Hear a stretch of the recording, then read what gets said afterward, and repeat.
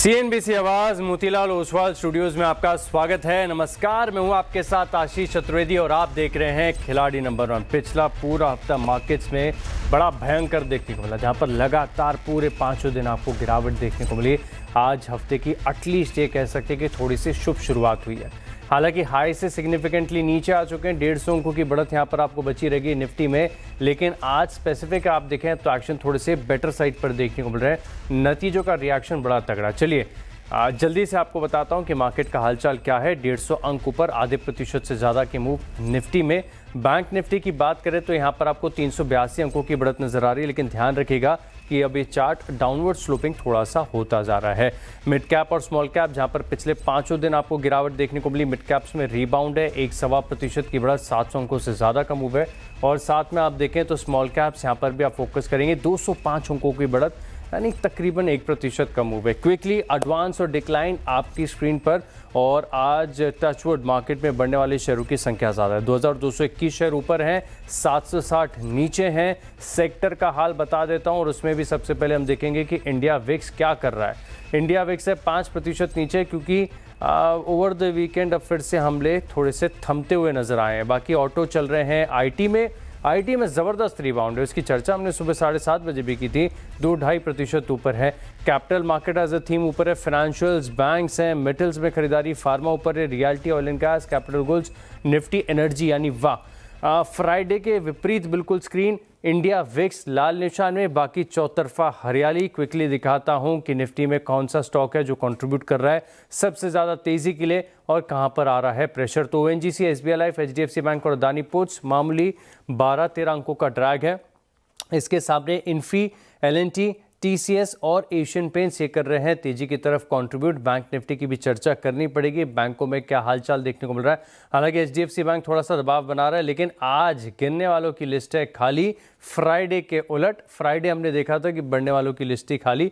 Top contributor बना हुआ है आईसीआईसीआई बैंक तकरीबन 100 अंकों की बढ़त के साथ। यानी शुरुआत आप देखें तो मार्केट की बड़ी इंटरेस्टिंग नोट के साथ हो रही है।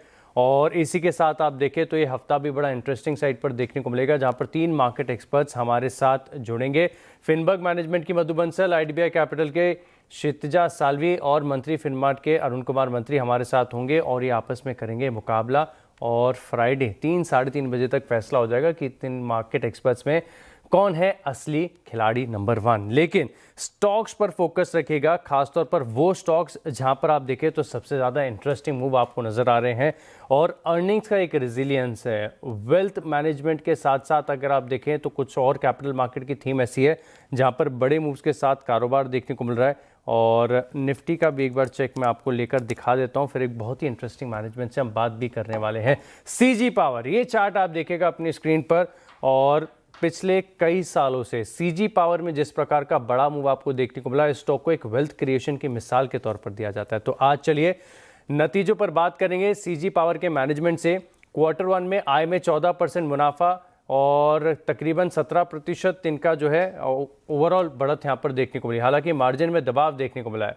इसी पर बात करेंगे एमडी एंड ग्रुप सीएफओ अमर कौल के साथ। सर, शो में स्वागत है आपका। नमस्कार। सबसे पहले कॉन्ग्रेचुलेशंस, अच्छे सेट ऑफ नंबर्स यहाँ पर देखने को मिले। लेकिन समझना चाहूँगा कि मैं इस क्वार्टर के दौरान, क्योंकि बहुत सारे सेगमेंट्स हैं, ग्रोथ अलग अलग तरीके से आप देखें तो कंट्रीब्यूट करती है, सवाल मेरा यही होगा कि जो आपका इंडस्ट्रियल सेगमेंट है इसमें कैसी परफॉर्मेंस रही? इंडस्ट्रियल सेक्टर की आपने बात की है, अगर उसको थोड़ा ब्रेक डाउन कर ले तो थोड़ी क्लैरिटी और अच्छी आएगी। तो उसमें इंडस्ट्रियल के अंदर सबसे बड़ा सेगमेंट हमारा मोटर्स का है, विच इज द लार्जेस्ट। तो उसके अंदर मैंने जैसे पहले भी बोल रखा था, काफी इंप्रूवमेंट आ चुका है कंसिस्टेंटली पिछले 3-4 क्वार्टर से। हम high double digit improvement, growth भी डबल डिजिट आ रही है और प्रॉफिटेबिलिटी भी डबल डिजिट आ रही है। तो काफी टीम ने अच्छा काम किया है उसके ऊपर, जिसके कारण से रिजल्ट्स आने शुरू हो गए हैं और ये कंटिन्यू करता जाएगा। भले इन्फ्लेशन की बात हो, कमोडिटीज के प्राइस बढ़ते जा रहे हैं, लेकिन हम कंफर्टेबली उसको मार्केट को पास ऑन कर चुके हैं। और आर&डी इनोवेशन भी हमारी नई डेवलपमेंट जो है, बिकॉज एनर्जी एफिशिएंट मोटर्स चाहिए होते हैं मार्केट के अंदर, तो वो सभी डेवलपमेंट अगस्त ऑनवर्ड्स लॉन्च करना शुरू कर देंगे। जिसमें पहले 1-1.5 साल लगता था, हम लोग 6 से 9 महीने में उसको डेवलप कर रहे हैं स्पीड अप करके। तो ये सब चीजों से अपने को इंडस्ट्रियल में, अगर आप मेरे को बोलेंगे तो काफी पॉजिटिव हूं मैं इंडस्ट्रियल बिजनेस के लिए। सेकेंड लार्जेस्ट जो उसके अंदर आता है वो रेलवेज का है, रेलवेज की टीम भी अच्छा काम कर रही है, बट उनका वो एक आपने का पड़ा होगा 20 करोड़ का हमारे को थोड़ा सा इम्पैक्ट आया था, जो न्यू प्रोडक्ट डेवलपमेंट किया था उसमें द प्रोडक्ट डिजाइन चेंज हो गया था, और बिजनेस के अंदर ऐसी एक आध झटके कई बार लग जाते हैं, which is a normal course of the business. तो इसके कारण से अपने को फोकस कभी लूज नहीं करना चाहिए। तो रेलवेज की टीम भी स्टेबलाइज कर रही है, नए प्रोडक्ट्स के लिए डेवलपमेंट चल रहा है, नए customer acquisition, not only Indian railways में डेफिनेटली काम करते रहेंगे, बट एक्सपोर्ट्स के लिए भी हम उसके लिए ट्राई कर रहे हैं काफी। तो ये हो गया। फिर कंज्यूमर बिजनेस है हमारा, जिसके ऊपर भी अच्छी ग्रोथ हो रही है, हमारी हाई डबल डिजिट ग्रोथ चल रही है। उसके ऊपर भी साइज थोड़ा छोटा है, इसलिए वो बहुत ज्यादा सामने उभर के नहीं आता है, लेकिन वो धंधा भी, बिजनेस भी अच्छा हमारा कर रहा है उसके ऊपर। बिल्कुल, तो मोटर्स इंडस्ट्रियल सेगमेंट में परफॉर्मेंस काफ़ी बढ़िया देखने को मिला। अच्छा सर, आपने मोटर सेगमेंट का जिक्र किया, इस क्वार्टर वन में हमने देखा कि नतीजों में थोड़ा सा बेनिफिट आपके प्राइस हाइक जो आपने किए थे वो भी देखने को मिला था, लेकिन कितना इम्पैक्ट एग्जैक्टली अगर उसको क्वांटिफाई करके देखें, और दूसरी बात ये कि क्या और प्राइस हाइक का हेडरूम अभी फिलहाल के लिए बचा हुआ है? प्राइस हाइक का I think most of it तो हमने ज्यादातर रियलाइज कर लिया उसके अंदर। ऑब्वियसली 100 to 100% कभी नहीं होता है प्राइस इंक्रीज, तो मेजॉरिटी उसका काफी रियलाइजेशन हो गया है। अभी हमने 5% और इंक्रीज किया अभी रिसेंटली, क्योंकि कमोडिटी उस पर डिपेंड करता है कि हमें जरूरी नहीं है कि हमने ही प्राइस इंक्रीज करना है, क्योंकि कमोडिटी की इन्फ्लेशन हो रही है तो ऑब्वियसली वो कस्टमर को पास ऑन करना जरूरी हो जाता है।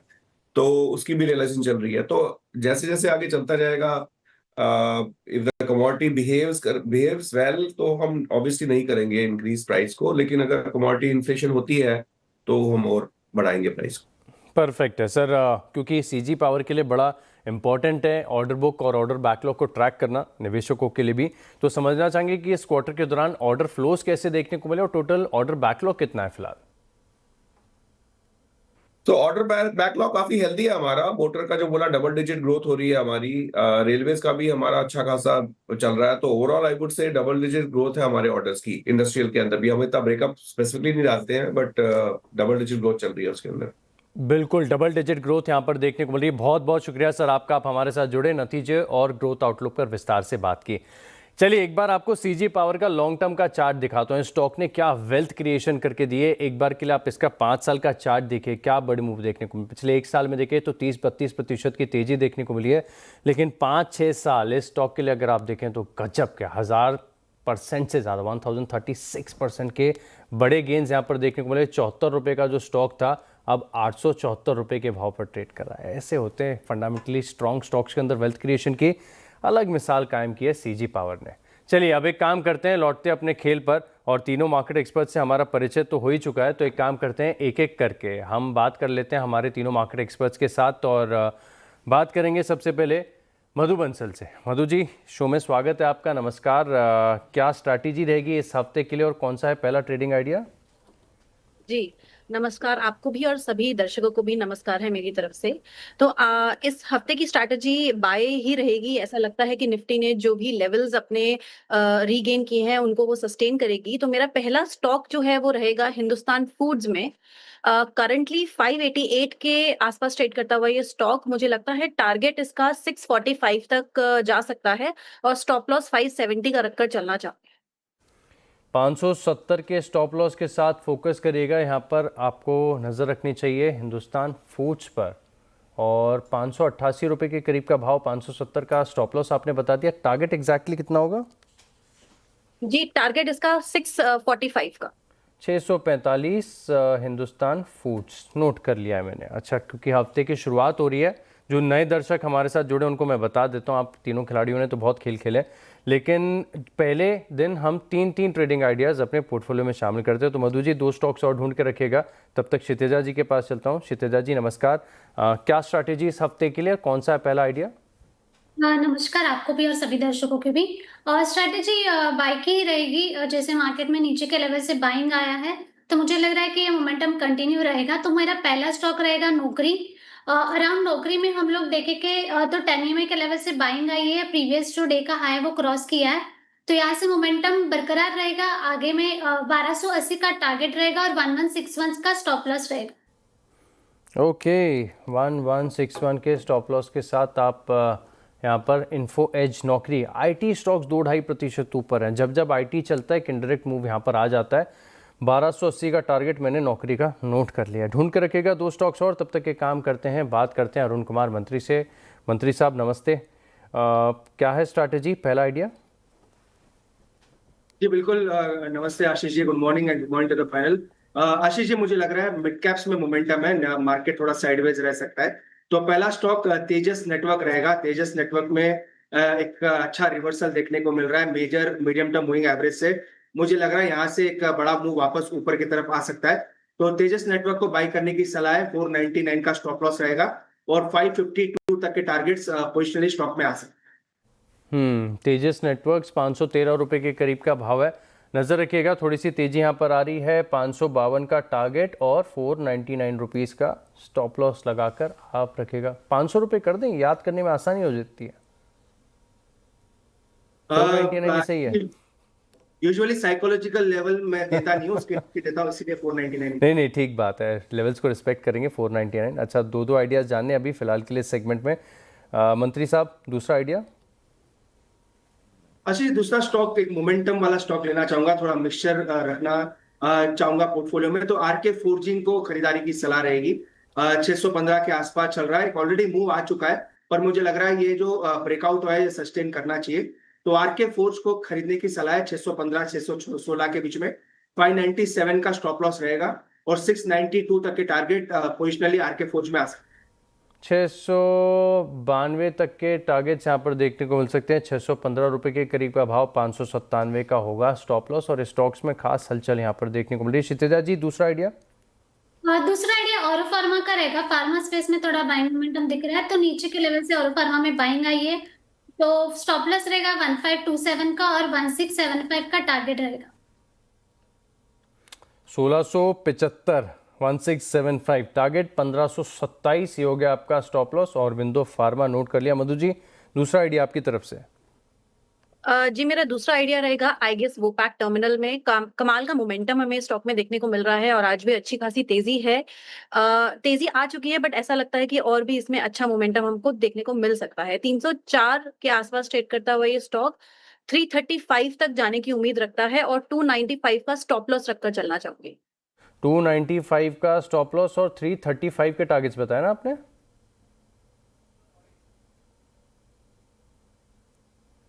Madhu ji, edges वोपैक target 335? Yes. Okay, 335 का टारगेट, 295 रुपये का स्टॉप लॉस, और स्टॉक एक बार फ्लैश कर देता हूँ। ये एजिस वोपैक नाम है, AEGIS वोपैक टर्मिनल्स, बराबर 304 रुपये के करीब का भाव, और ये स्टॉक लगातार हाइस पर ट्रेड कर रहा है।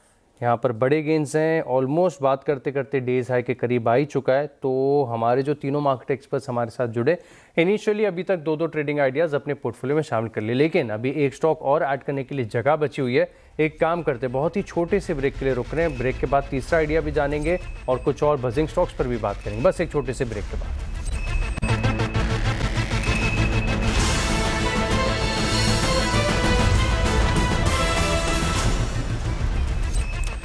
चलिए, ब्रेक के बाद आपका स्वागत है। और अब एक काम करते हैं, तीसरे आइडिया को भी पोर्टफोलियो में शामिल करते हैं। तो क्षितिजा जी, तीसरा आइडिया आप पहले बताइए। मदरसन सुमी जो स्टॉक है वो रहेगा तीसरा ऑप्शन, क्योंकि नीचे जो एक स्मॉल कंसोलिडेशन ब्रीच किया था उसके ऊपर सस्टेन कर रहा है स्टॉक, वो जो कंसोलिडेशन रेंज था। तो अराउंड 143 का स्टॉप लॉस रहेगा, 165 का टारगेट रहेगा। 143 का स्टॉप लॉस, और ये मदरसन सुमी नहीं, संवर्धन मदरसन सुमी है। मदरसन सुमी वायरिंग वाला है, बराबर ये संवर्धन मदरसन वाला है। 165 का टारगेट है, 143 रुपये का स्टॉप लॉस है, नोट कर लिया है मैंने। मधु जी, आपकी तरफ से तीसरा आइडिया? जी, मेरी तरफ से तीसरा आइडिया आएगा OFSS में। मुझे ऐसा लगता है कि स्टॉक में वापस मोमेंटम आ सकता है आने वाले दिनों में। 11,035 के आसपास ट्रेड कर रहा है अभी ये स्टॉक। 12,030 का टारगेट लेकर चलना चाहूंगी और स्टॉप लॉस 10,700 का। 10,700 के स्टॉप लॉस के साथ 12,030 रुपये का ओरेकल फाइनेंस। अच्छा, स्टॉक में बहुत गजब के नतीजे आए थे। इनफैक्ट अगर आप IT स्पेस में देखें ना, तो बेस्ट इन क्लास परफॉर्मेंस थी, लेकिन दो गड़बड़ी हो गई थी। एक तो प्रमोटर की तरफ हिस्सेदारी बेचने की खबर आ गई, उसने स्टॉक पर डेंट कर दिया, और दूसरी बात यह कि यहाँ पर जो अपर मैनेजमेंट की तरफ से इस्तीफा हुआ और ये एज अ सरप्राइज आया, इसके लिए स्टॉक नतीजों के बाद चल नहीं पाया।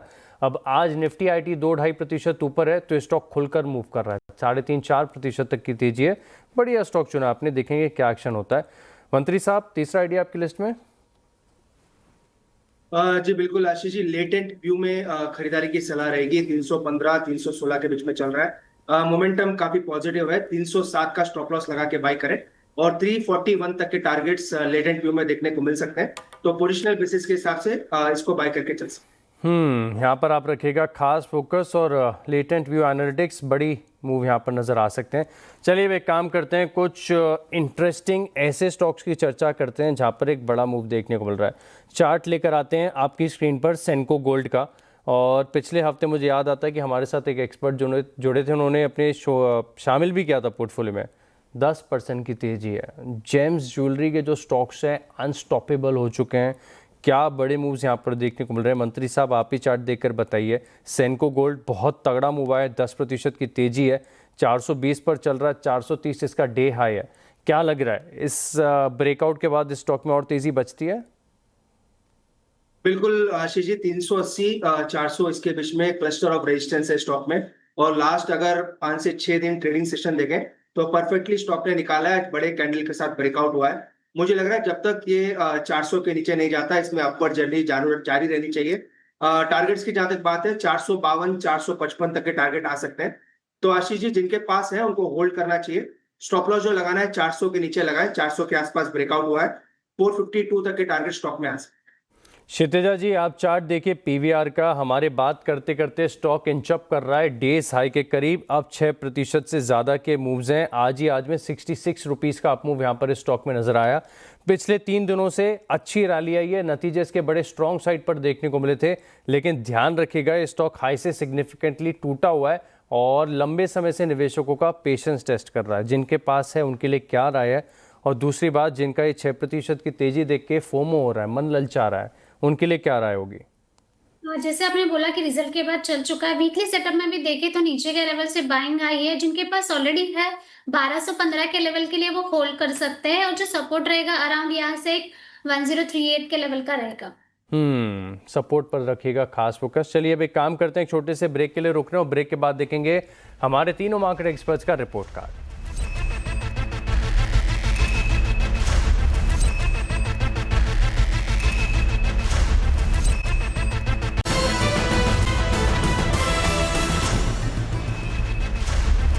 चलिए ब्रेक के बाद आपका स्वागत है और अब देखते हैं तीनों मार्केट एक्सपर्ट्स का रिपोर्ट कार्ड। परफॉर्मेंस आएगी आपकी स्क्रीन पर, ध्यान से देखिएगा पोर्टफोलियो में कौन से स्टॉक्स हैं और अब क्या एक्शन यहां पर आपको देखने को मिल रहा है। इसमें मधु बंसल के पोर्टफोलियो में आप देखें तो हिंदुस्तान फूड्स, एजिस वोपैक और ओरेकल फाइनेंस, इनकी परफॉर्मेंस आ गई आपकी स्क्रीन पर। वहीं अगर आप देखें क्षितिजा साल्वी के पोर्टफोलियो को तो इन्फो एज, औरबिंदो फार्मा, संवर्धन मदरसन, तीनों स्टॉक्स हरे में चल रहे हैं। क्या बात है। और मंत्री साहब के पोर्टफोलियो को देखा जाए तो तेजस नेटवर्क्स, आरके फोर्जिंग्स और लेटेंट व्यू एनालिटिक्स, जिसमें 1.5% की बढ़िया तेजी देखने को मिल रही है। अभी तक का इंटरडेम फाइनल रिपोर्ट कार्ड आपकी स्क्रीन पर देखेगा। मधु बंसल के पोर्टफोलियो में 0.14% की तेजी, क्षितिजा साल्वी के पोर्टफोलियो में 0.85%, लेकिन अरुण कुमार मंत्री 1.5% के गेंस के साथ लीड कर रहे हैं। आप तीनों मार्केट एक्सपर्ट्स का धन्यवाद हमारे साथ जुड़ने के लिए, और इसी के साथ इस शो में इतना ही। आप बने रहेंगे CNBC आवाज़ के साथ। नमस्कार।